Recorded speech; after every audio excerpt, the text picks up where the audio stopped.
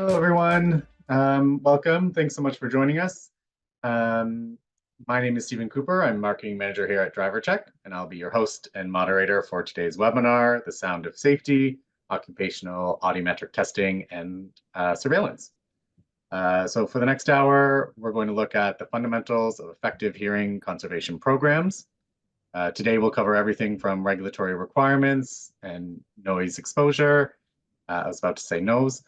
Noise exposure limits, and audiometric testing process, employee training, and interpreting results, including how to detect significant threshold shift STS. But before we start, I have to give a quick little spiel about DriverCheck for those of you who might be new. As Canada's fitness for duty experts, DriverCheck is committed to the safety of your staff and workplace. Founded in 1996, DriverCheck is the leading provider of workplace medical testing and assessments across industries like trucking, oil and gas, manufacturing, mining, aviation, and much more. From pre-employment and random drug and alcohol testing to audiometric testing, of course, and injury management, we conduct hundreds of thousands of tests each year, always aiming to build healthier and safer workplaces. That's a little bit about us. But before I introduce our speaker, a few more housekeeping items that I'm sure you're all familiar with by now. This session will be recorded and it will be available on drivercheck.ca in a week or so. We will be hosting a Q&A at the end, and you can submit questions while the presenter is speaking via the Q&A feature at the bottom of your screen. We are trying something a bit new this time. In an effort to get more questions answered, we've invited a DC medical expert to answer some questions while our speaker is presenting. Melanie Smith, who is a certified occupational health nurse and oversees DriverCheck's occupational health clinical standards and training department, is currently in the background, ready to respond in writing to some of the questions you submit. And then, as mentioned, our host will be answering questions live at the end. Just a note, while we do post our free webinars online afterwards, we don't include the Q&A portion, so it's always a good idea to join us live. All guests are muted. I will be reading the questions out that you submit to our speaker today. And also, important, we have a quick survey at the end that we'll send you, and we'd love your feedback so we can continue to improve these webinars and, more importantly, present topics that you all want to see. So today we're proud to have JD, otherwise known as Dr. Jonathan Davids, with us. He's a board-certified occupational medicine physician and medical review officer and is DriverCheck's chief medical officer. Dr. Davids will be sharing insights that I'm sure will leave you with valuable takeaways to implement in your own organization. So that's me done. And without further ado, Dr. Jonathan Davids, everybody. Thank you very much, Stephen. Hi, everyone. Good morning. Welcome. Good afternoon if you're joining us on the East Coast. Thanks so much for taking the time out of your day to join me today. My name is Jonathan Davids. I'm an occupational medicine physician and DriverCheck's chief medical officer. And I'm very pleased to be presenting this webinar on the sound of safety, understanding occupational audiometric testing and surveillance. We're diving into something that I honestly think doesn't get enough attention: occupational hearing health, and we're specifically going to walk through how audiometric testing fits into workplace workplace safety and compliance programs. Now, we'll be upfront. This is not the flashiest topic, but it's incredibly important. Hearing loss is one of those things. It's ubiquitous. It's gradual, and before you know it, it's there and it's permanent, and we can't really do very much about that. Before we go into the details, I want to spend a bit of time on DriverCheck and our suite of offerings. So I hope you will permit me this slight departure. So at DriverCheck, our purpose, or our why, is really central to what we do. We want to keep building a healthier and safer world. And really, all the rest of our offerings span the complete life cycle of employee to help with that, from hire to retire. And my great marketing team has come up with this graphic that really sort of encapsulates what we do. You know, from the front end part where we hire, where you hire your employees, we're happy to help out with all the pre-placement drug and alcohol testing, and certainly all the pre-placement occupational health assessments, which really form the baseline testing for something that we're talking about today, audiometric testing, but other medical surveillance programs as well. And then certainly when you onboard them, we carry that forward with respect to periodic occupational health assessments. And then certainly if there's a workplace concern, we're happy to jump in and assist employers detail out with drug and alcohol testing, or certainly any occupational health file reviews or fitness for duty. And then finally, getting people back to work is really important to us. Work gives us structure, and it gives us a way to organize our day well. Beyond the economic benefits, there's a lot of great things that work gives us, and we're happy to help facilitate return to work if people have injuries or illnesses that have taken them away. And then finally, we're also here to wrap things up when an employee decides that they're finished with work and they're exiting, they're leaving your organization to retire or to rewire. There are provincial regulations that require exit medicals, and we're here to help you do that as well. Okay, so let's dive in. So here's what we're aiming to cover over the next little while. We'll start with the basics, what really audiometric testing is, why it matters, and then we'll get into when and for whom it's required, and a little bit of a comparison between the different regulatory requirements across Canada, and we'll even take a peek at how the US handles it, because there are some important differences, and some of our clients certainly use US regulation guidance information. So we'll go over that a bit. We'll walk through the actual testing process to what the results mean, what employers are supposed to do with those results, and finally, I'll give you some practical ideas for making sure your hearing conservation programs don't just meet the minimum, but actually work to protect your people. Okay, let's ground ourselves a little. Why do we even care about this? Well, noise-induced hearing loss, or NIHL, is permanent and irreversible. That part always hits me. Like, once the damage is done, there's no going back. It doesn't heal. It doesn't get better with time or treatment. And yet, and this is the frustrating part, it's entirely preventable. It's also one of the most common workplace injuries and one of the top occupational diseases in Canada and worldwide. Not surprisingly, when you think about it, all the industries where loud noise is, well, just part of the job. Manufacturing, construction, transportation, you name it. And hearing loss isn't just about hearing conversations anymore. It affects communication. But it also impacts situational awareness. It affects reaction time to alarms, instructions, hazards. There's a very real safety impact here.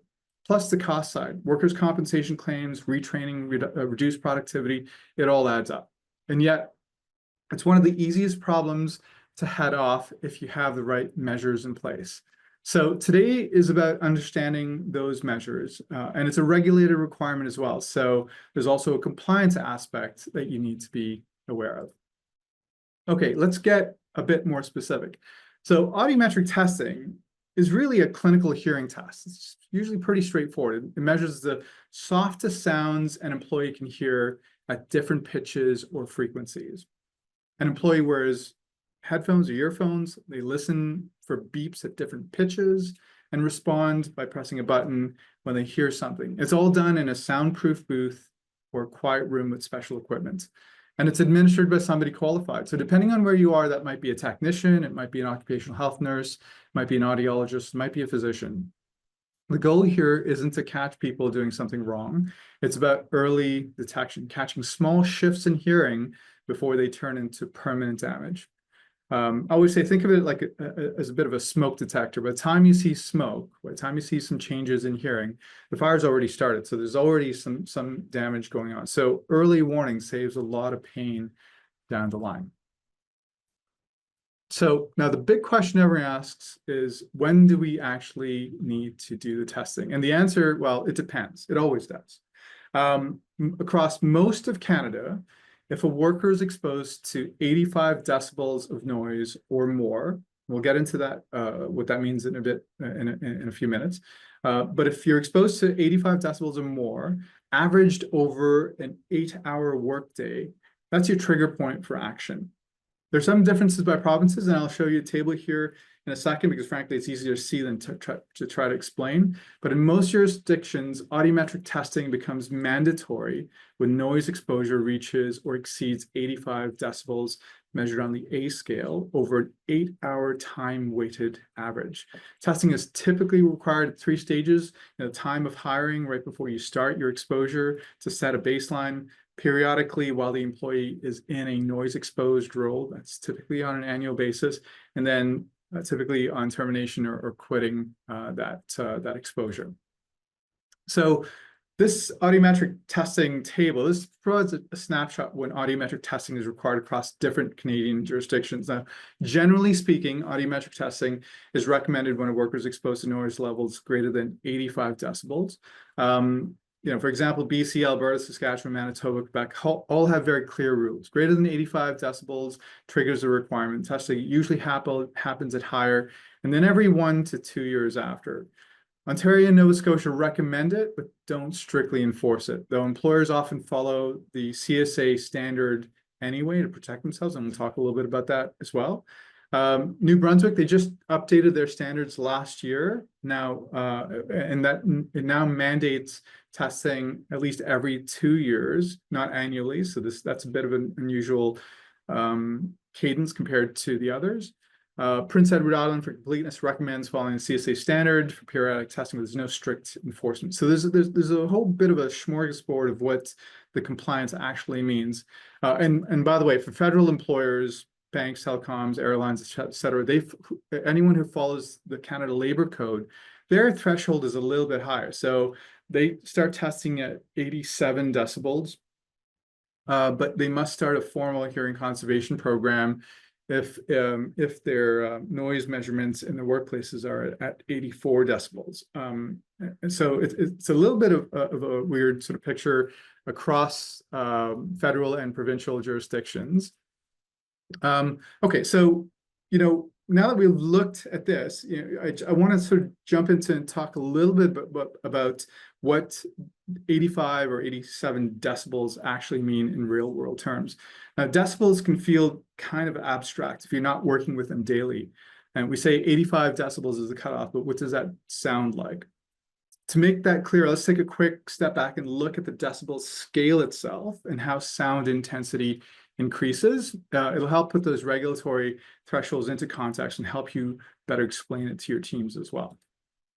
So, okay, so this is the decibel scale. It's foundational to understanding how we measure sound and assess risk. So, sound is measured in decibels, named after Alexander Graham Bell. That's why you see the capital B in decibels.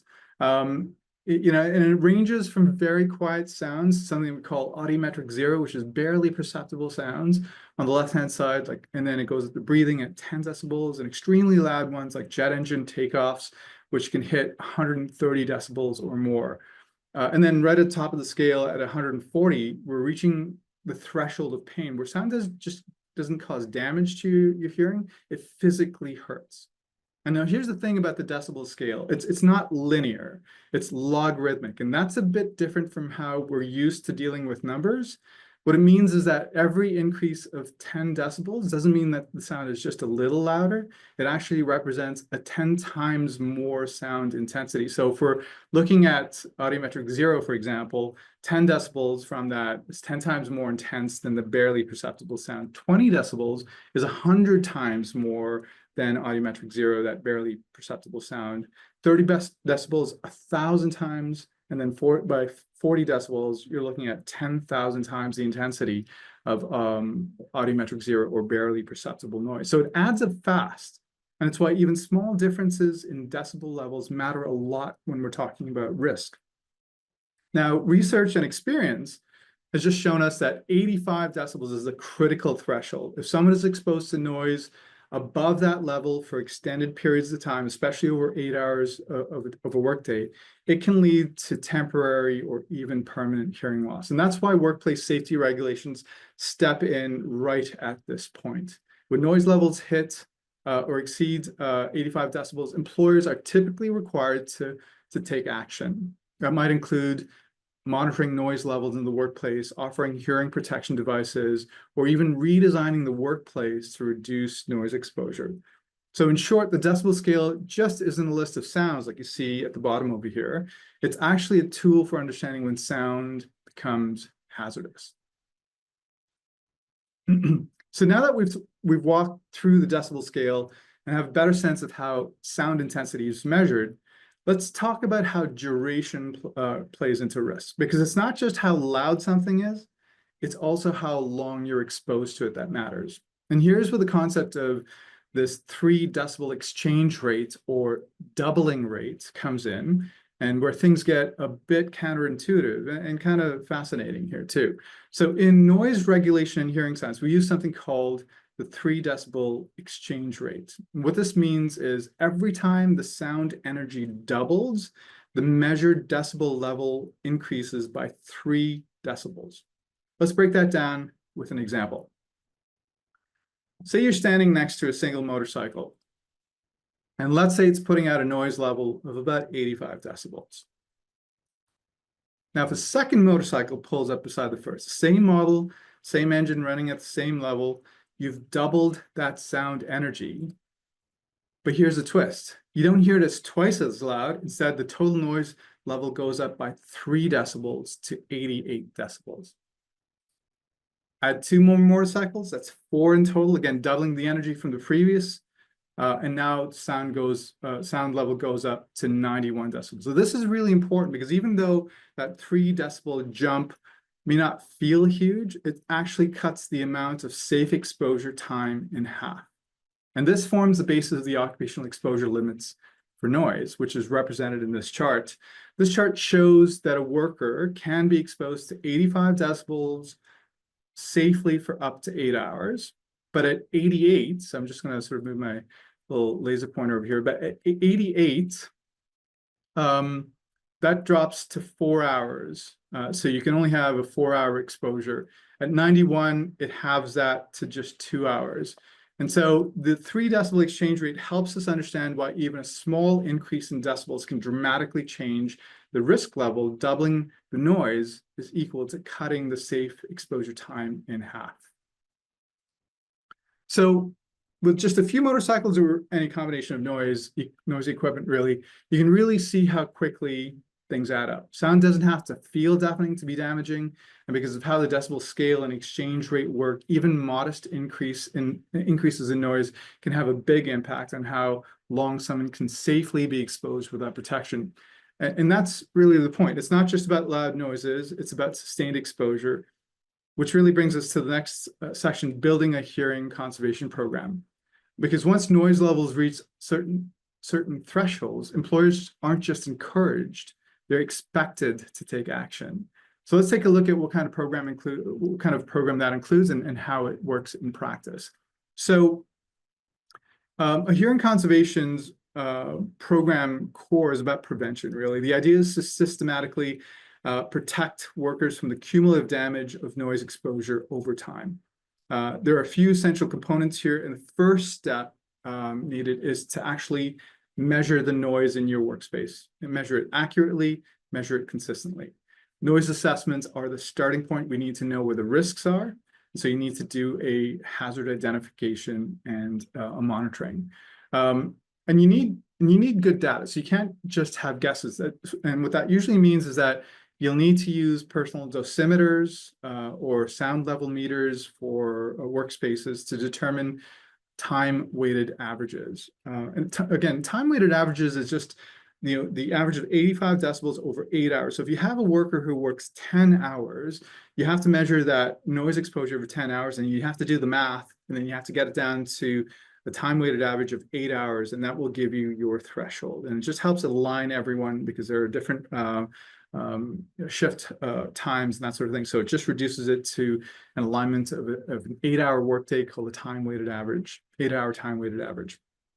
Of note, the requirement for when noise assessments or surveys varies across Canada.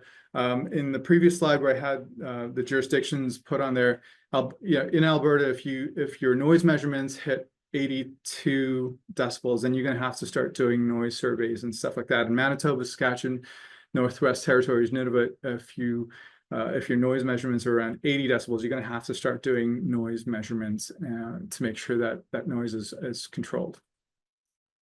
The other part that you perhaps need to do is set out a noise maps. Noise maps can certainly help determine the equipment or the areas to focus on in mitigating noise or limiting access. It helps define zones where employers should require hearing protection, where you need to put up signage, where you need to educate your workers about the exposure. Now, typically your industrial hygienist or health and safety experts can help map the workplace and take sound level measurements to determine the exposures. And after completing a noise map, identify the loudest areas in the map and the equipment in those areas. This can help determine which equipment to either replace or repair, or where to implement noise control measures. If you can't determine the noise levels safely, accurately, you've got to consult the equipment vendor or noise control engineers to actually get more specific data. This is an example that you see on the screen of a very simple noise map. It can be hand-drawn. And it identifies sort of the area of the noises and sort of the risk of exposure. Now, the second part of a hearing conservation, once you've done a hazard identification and exposure or noise mapping, the second part is that you've got to control the noise. Now, ideally, you can engineer away barriers, quiet equipment, kind of thing that you limit a worker's exposure by limiting their work times or administrative roles. There's a whole lot of things that you can do. Engineering controls aim to reduce noise at the source. Administrative controls, aim to reduce workers' time exposure to noise, rotating shifts, et cetera. And this approach, where we're looking at different control measures to mitigate a worker's exposure to noise, is really called the hierarchy of controls. And if you've been in health and safety training, if you're familiar with that, this is not an uncommon thing. This is a graphic that is very easily identified. This is called a hierarchy of controls. We just talked about two of them, sort of engineering and administrative controls, but there's a whole lot more. But I want to zoom in on this for a second to talk a little bit about this model and what this means.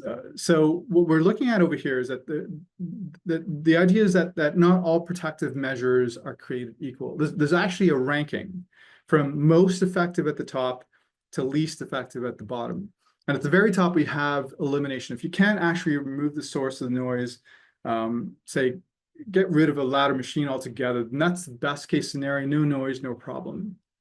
If you can't eliminate it, you need to substitute it. Maybe you can replace older, noisier pieces of equipment with newer, quieter models. Again, we're trying to reduce the hazard right at the source. If you can't do any of those, you can do those only partially, then you have to consider your engineering measures, your administrative controls. And finally, at the bottom, we have that personal protective equipment. In this case, hearing protection devices like earplugs or earmuffs. Now, don't get me wrong, PPE is absolutely critical. It saves hearing every day, but it's also the least reliable form of control. It depends on people choosing to wear it correctly, consistently at the right time, having somebody enforce them wearing this properly.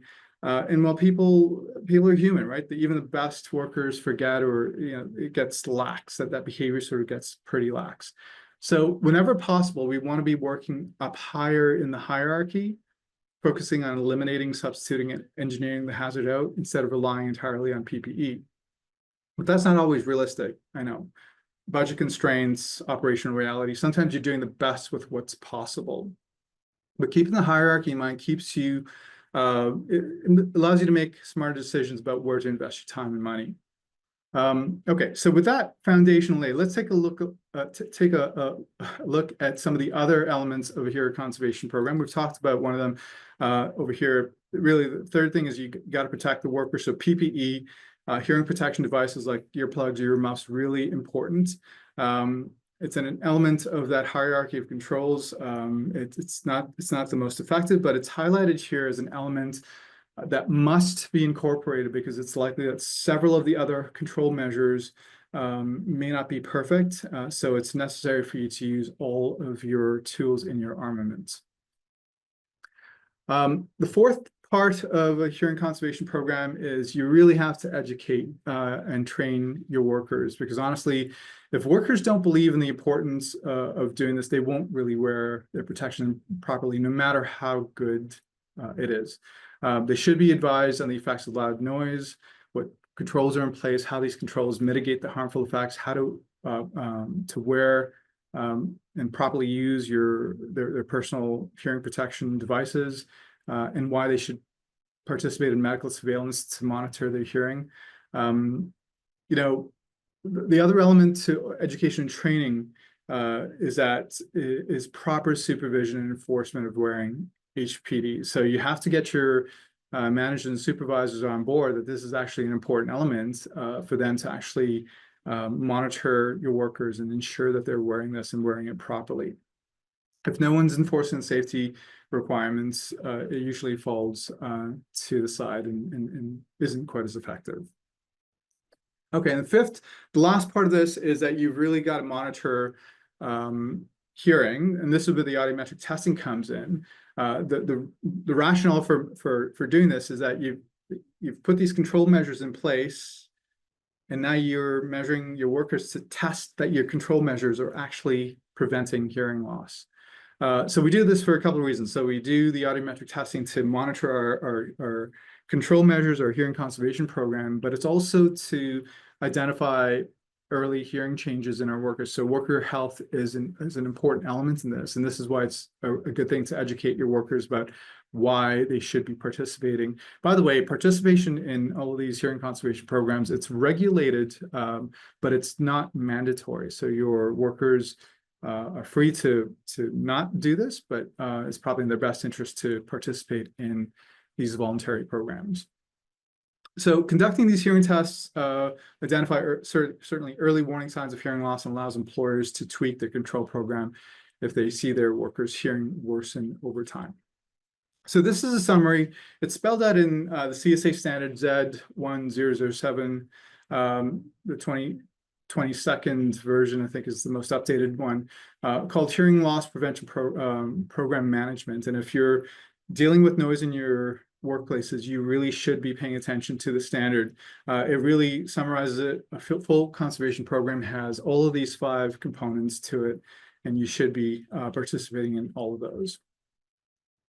Okay, so a bit of a sidebar about fit testing hearing protection, because this gets a little confusing. So in Alberta, you have to have the fit of your hearing protection tested to ensure that it's actually doing what it's supposed to do. It's actually protecting the hearing to the degree that it's supposed to. Alberta is the only Canadian province that mandates fit testing of hearing protection devices. This started up in March of 2023, where that became sort of a mandatory requirement. The fit testing must comply with the updated CSA standard Z94.2, which really talks about the performance, selection, care, and use of hearing protection devices. The rest of Canada, well, it's mostly recommended, usually by referring to the CSA Z94.2 standard, but it's not strictly enforced, it's not mandated. But still, if you want real protection, you really need to check the fit, right? So the CSA standard strongly encourages using objective fit testing methods. And so, you know, if you're following the CSA standard, it recommends that you do fit testing. If you're following just a provincial regulation, only in Alberta is it mandated. I also want to pause for a second and compare US to Canada, because some people, some organizations still use the US regulation for noise protection. It's slightly different than what we have in Canada. It's relatively same, but there are a few differences. I just want to focus on that for a few minutes. So in the US, under the Occupational Safety and Health Administration, OSHA, OSHA, there's a national-wide regulation. If you hit 85 decibels, TWA, testing is mandatory. You have to have a baseline test done within 6 months of starting work, and then you do annual retesting. You watch for standard threshold shifts, changes in hearing. And you got to keep your records for about 30 years. There's no formal hearing protection fit testing required, though, which feels like a bit of a gap, honestly. In Canada, Canada's model is more decentralized. Each province has its own rules. Most provinces line up pretty close with the CSA standard, but not always perfectly. Federal employees are a bit different again, following the Canada Labor Code. The bottom line here is even if you operate across borders, you really need to adjust your programs to match the local jurisdictional requirements. So if you're working in Canada, you might look at the US regulation, but if the Canadian regulation is most stringent, you have to follow that. There's nothing wrong with you doing something that's over and above the minimum requirement. You just have to meet the minimum requirements, whether that's your local provincial regulation or something else.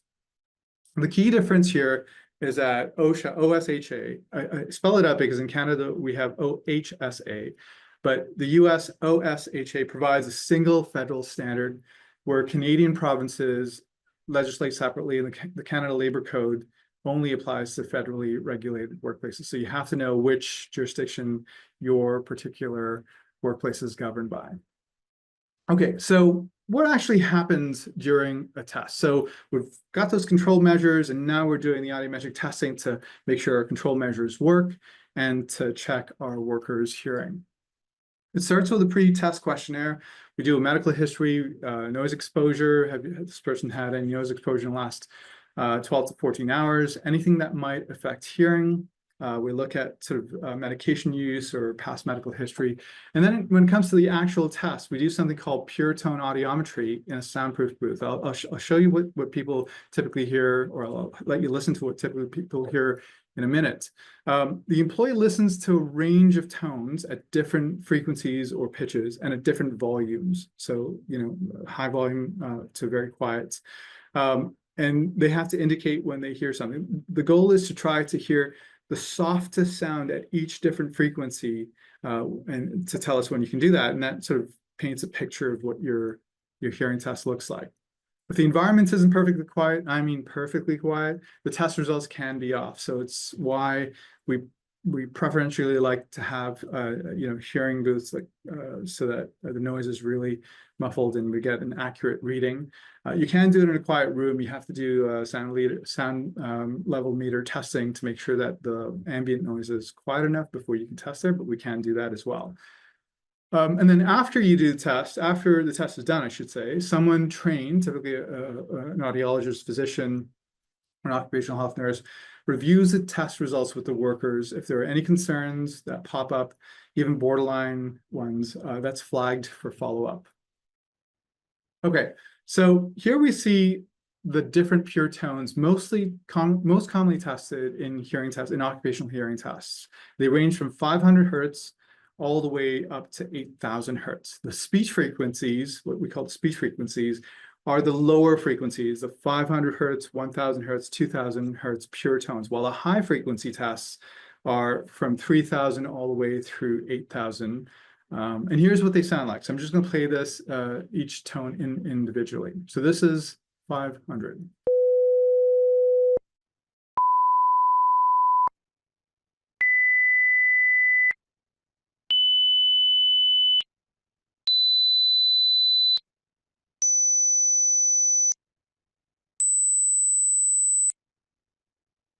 Okay, what we listened to were the pure tone frequencies all at a single volume. The difference when you're in a booth is that not only do you hear those pitches, but you hear them at various volumes. So really loud to really, really quiet. And your job is to hear the quietest sound that you can perceive and let us know. And that way, we then chart your hearing.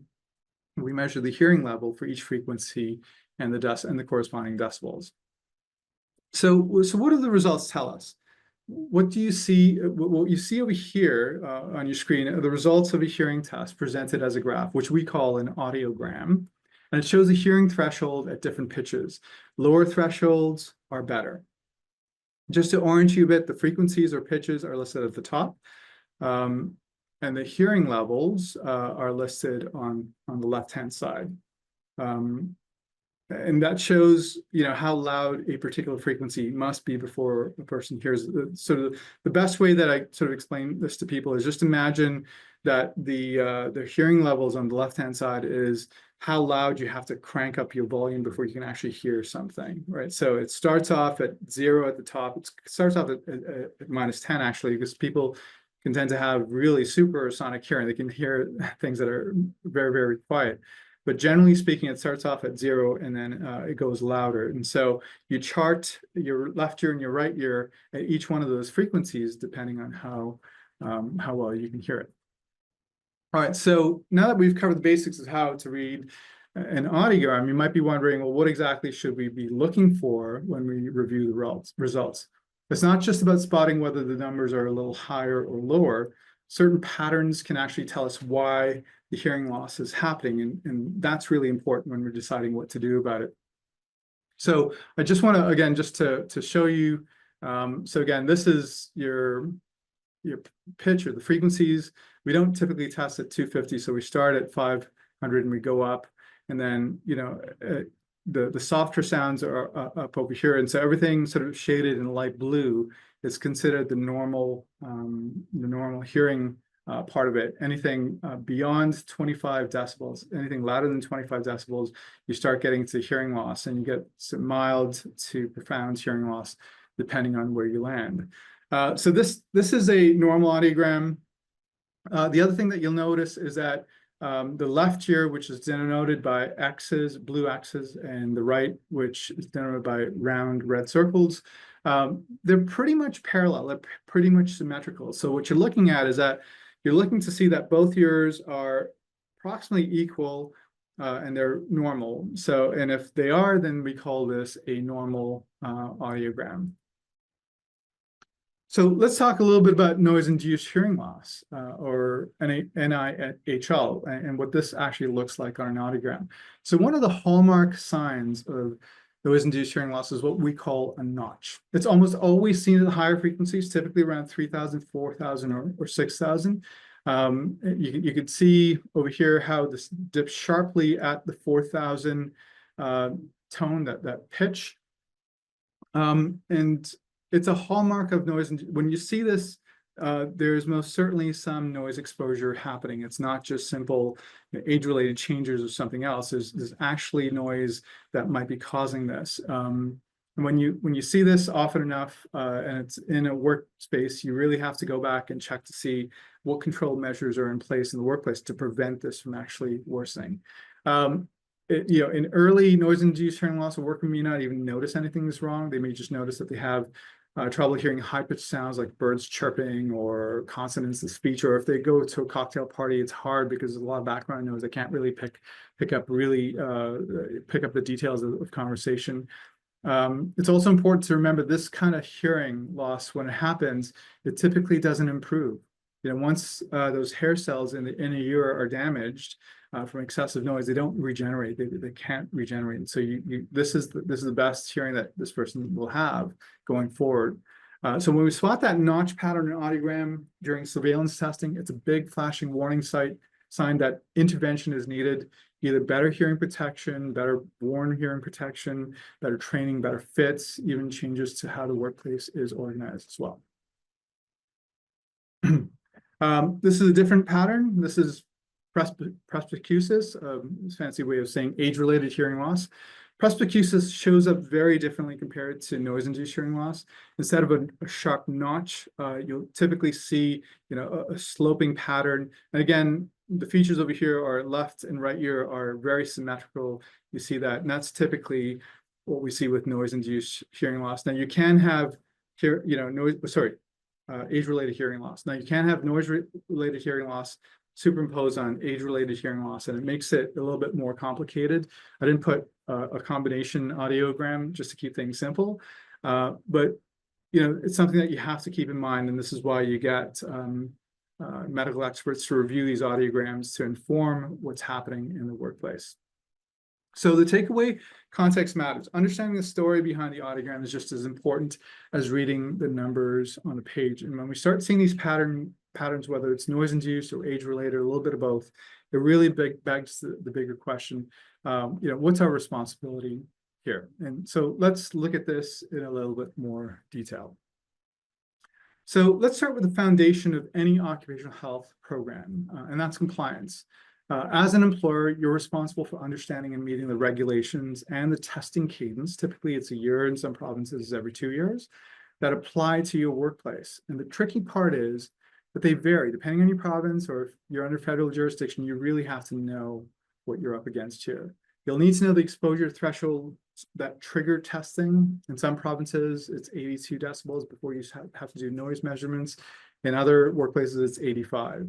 You need to know how often it should occur. How often do you need to do noise mapping in your workplace? If you're referencing CSA standards like the Z107.6 or Z94.2, you'll also want to understand what those imply, even if they're not legally mandated in your region. The goal isn't just to avoid citations, it's to actually build a program that genuinely protects your workers. And one of the best tools that you have for staying proactive is really the records that you keep. So audiometric surveillance doesn't mean much if it's not tracked over time. This is where record keeping really becomes essential, not just for compliance, but for insight, right? Prevention efforts, testing results, hearing protection device fit tests. It all needs to be documented, not just for compliance, but so we can actually track trends over time, see whether what we're doing is working. Are our control measures that we put in place to sort of mitigate the noise, are they actually protecting our workers? How do we know? We have to take a look at the workers' test results. Think of your data as a history book of your program. It tells you whether hearing shifts are isolated or part of a trend. It helps you identify high-risk departments. Say you test 100 people and you notice 10 people have abnormal audiograms and they're all working in one section of the workspace. Well, you may that should alert you to that your control measures in that area are probably not working quite as well. Or if they are, the workers in that area not working their hearing protection properly, or it's not being enforced. So you have to take that. It's a sort of iterative loop. You take the results, you look to see what that informs you about your hearing conservation programs. Many provinces don't specify how long your records must be kept, but others do. So some require for 30 years or more, even if it's not mandatory. Long-term data can be incredibly valuable, especially if a claim or investigation comes up down the line. So you should really be keeping this. In occupational health standards, you have to keep your records for about 40 years from the first chart entry, really, or 20 years after the last chart entry. You're really better off to keep that, provided you're not violating any privacy laws, you're better off to keep those records for as long as possible, so that if there are claims that happen down in the future, you actually have reference to all your testing documentation. So the takeaway with this is don't just store your results, organize, review them, make your data work for you. And speaking of acting on data, what happens when those results show something concerning? Well, if audiometric tests come back showing that they're abnormal, you really need to act on that, right? So in this scenario, we've got a baseline test that looks pretty normal across all the frequencies, and then follow-up shows a threshold shift, shows that noise-induced hearing loss. You really have to act on this quickly. And so you may need to confirm this result, so you may need to redo the test. And then you have to look at the workplace factors. You have to look at the pattern of hearing loss across maybe teams as well. I could suggest that controls aren't working, but then for the individual worker, they need to be sent off to their treating healthcare practitioner so that this can be duly investigated. They may, start a workers' compensation claim depending on how bad the hearing is. So you really need to have all your documentation in place. So identifying a shift is sort of the tip of the iceberg. You need to know that's really showing you something that's cooking over here, and you really need to do something with that. So typically when you're involved in a audiometric testing program, all of these test results have to be reported on an annual basis. It has to go up to the Joint Health and Safety Committee, and that Joint Health and Safety Committee really has the jurisdiction to do something about the work exposures and the workers. So, identifying the shift is really important. The next step is the part that really protects workers. Prevention, tweaking your processes, better training, changes to PPE. And of course, the best follow-up measures won't go far if the workers themselves don't understand what's happening or why it matters. So, the last part of your responsibility is really fostering a culture of safety. It's probably the most human part of the program. You have a legal and I would argue a moral duty here to protect your workers. Testing needs to happen on schedule. Results need to be kept confidential but accessible. Threshold shifts need to be addressed, shouldn't be ignored. Creating a culture of safety is a right part of it. And but even with all the right elements in place, I have to admit, even if you follow regulations, testing compliance, records kept properly, workers informed, things can still fall through the cracks. So before we wrap up on strategies and best practices, let's pause and look at honestly where hearing programs often go wrong, because if we can recognize common pitfalls, we can avoid repeating them. So I'll be honest, a lot of programs fail because of the basics. Most common treating audiometric testing as a checkbox. Yeah, I did it, fire and forget. Not even gonna look at what the results tell us. Doesn't really inform our control program or control measures. I think that's probably the biggest problem over here. The other one is poor communication with workers. Workers don't know why they're getting tested, what they're doing. They have poor communication, poor understanding. So education and training of your workers is super important. Inconsistent use or misuse of hearing protection, big fail over here. People are not compliant with using the protection that's given to them. So really education, enforcement, really important elements over there. And then data management. So testing data might be scattered across spreadsheets, buried in some paper files, all making it very difficult to spot trends or generate reports. When records aren't centralized or maintained, long-term surveillance becomes nearly impossible. And lastly, this one's easy to overlook, a lack of program ownership. If no one clearly is owning the program, then things tend to stagnate. The testing gets delayed, things fall through the cracks. So the message here is really be proactive. Don't let these issues catch you off guard. Awareness of these pitfalls is already a step toward avoiding them. Now, there are some clear practical things that you can do. And so let's move on to what typically works. So one of the most important elements in best practice is consistency. Regular, timely testing, whether it's annual or every 2 years, depending on your jurisdiction.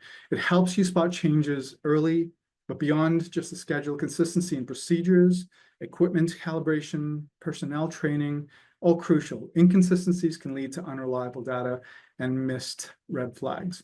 Next is education. I highly recommend educating your workforce. They should know why the testing is done, what the exposure risks are, what the results mean, how they can protect their own hearing. This isn't just a compliance issue, it's a cultural one. You have to sort of foster that culture in the workplace. When people understand the why, they're more likely to engage and take hearing protection seriously. Another best practice, integrate your audiometric data with other safety metrics. Are there certain departments where significant threshold shifts are more common? Are noise complaints increasing in certain areas? Use the data you collect to inform risk assessments, maintenance, your maintenance priorities for your equipment, and even your staffing. Tie your hearing conservation program into your overall health and safety system and make it part of that safety culture. And then this is just a bit of a call out from my perspective. I think invest in your hearing protection device fit validation wherever possible. You tell people to wear earplugs or hearing protection. If they're not wearing it properly, they might as well not be wearing your hearing protection. Then all the control measures that you put time and effort in putting in place doesn't result in protecting workers' hearing. So if you're going to do this, it's worthwhile to invest in, well, if you put a earplug in, is it actually doing the job that it's supposed to do in protecting your hearing? So investing in hearing protection device fit validation is really important. And then finally, one of the pitfalls is not having oversight. So one of the best practices is actually having one person or team owning the hearing conservation program to ensure follow-up happens, records managed, continuous improvement is part of the culture. I'd recommend, audit your noise levels regularly, if not annually, certainly every 2 years, or whenever you have new processes, new equipment brought into your workplace, you've got to be doing noise mapping. Choose your partners who are doing the testing, who follow CSA standards for testing, so that you know what the actual changes to hearing mean. And document everything, not just for compliance, but for continuous improvements. So it really comes down to treating hearing conservation as a living, evolving process, not just as a set it and forget it policy.